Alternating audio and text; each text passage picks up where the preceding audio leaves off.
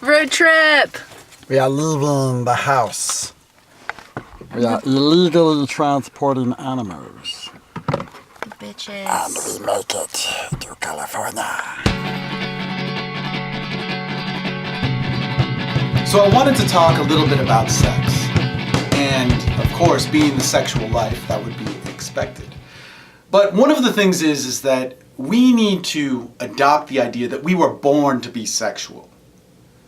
We were born to connect with one another. Emotionally, physically, psychologically, and with our entire being. And part of that is that the true value and meaning of our life comes from connection. It comes from interacting with another person. That means that if I share a part of myself, and somebody shares a part of themselves, and that builds a connection, then I have fulfillment. And that's not just for social communication, but also sexual communication, because there I'm communicating with a deeper level of myself, physically, emotionally, and psychologically, and they are as well, and we can communicate and exchange on that level. And that is a beautiful window to who you are. Now, the problem is in our society, we value other things. And as human beings, we're meant to live in our culture.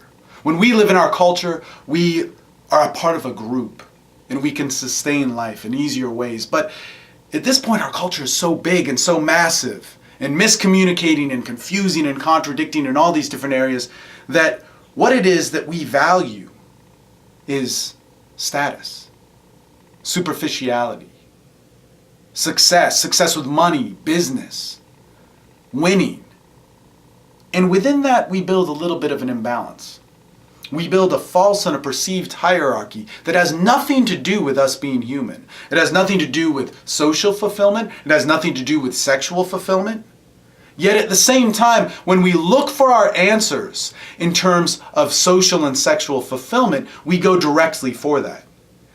One of the biggest ways that we search in terms of our own confusion, our insecurities towards sex, is to have higher value.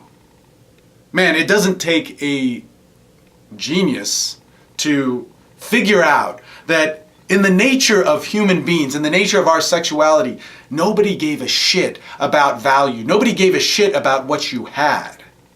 Nobody gave a shit about social status. The sexual urge is much different. And if that were the case, that would mean there would be a whole bunch of unsuccessful people. What would that be? People who haven't won. People who have less money. People who are socially lower on this false idea of humanity that wouldn't be having sex. And that couldn't be further from the truth. There's plenty of sex.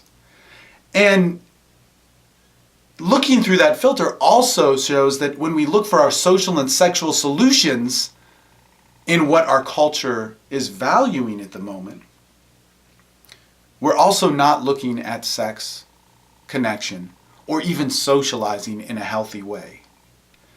What we need to get back to is this. Is that number one, you were born to be sexual. You were born to express who you are, and that there is no shame in wanting to meet more women. There is no shame if you're a woman and you want to meet more men. There's no shame in wanting the sex life that's going to make you feel good. There isn't a shame in thinking about how you can go up and talk to somebody in a better way. But here's where there is a shame. If you think that you can't be you while you do it, then any road that you take will be flawed. And any road that you take will be poisoned by that exact idea that the solution is in not being you. The solution is in working a template of value or status for human expression. Whereas the solution is always within you. Live your life, own it.